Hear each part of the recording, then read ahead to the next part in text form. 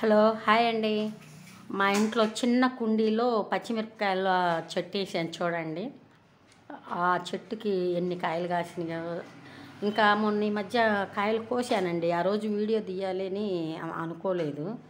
ఇవాళ ఎందుకో అక్కడ కూర్చొని ఉండి తీయాలి, వీడియో చేయాలి అని చెప్పేసి చేస్తున్నాను.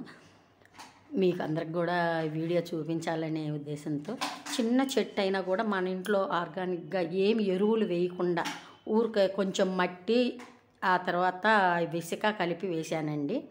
ఎన్ని కాయలు కాసిందో పండిపోతున్నాయి చూడండి. అదే కుండి మొక్క చూపిస్తున్నాను కదా.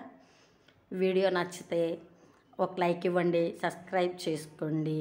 ఫస్ట్ సారి చేసేవాళ్ళు మీ ఫ్రెండ్స్కి కూడా షేర్ చేయండి. మీరు కూడా ఇలాగే చిన్న చిన్న వేస్ట్ డబ్బాలున్నా, చిన్న చిన్న పూల కుండీలున్నా ఒక చిన్న మొక్క నాటారనుకోండి, మనకు అవసరమైన ఇంట్లో పప్పులో పెట్టుకోవటానికి లేదా చట్నీలకి అలా కొంచెం కొంచెం చక్కగా ఇంట్లోనే పచ్చిమిర్చి అనేది కాపించుకోవచ్చండి. ఆర్గానిక్గా అంటే ఎరువులు ఏం లేకుండా పండింది బాగుంటుంది కదండి. చాలా రుచి కూడా ఉంటుంది. నెక్స్ట్ వీడియోలో కలుద్దాం. బాయ్.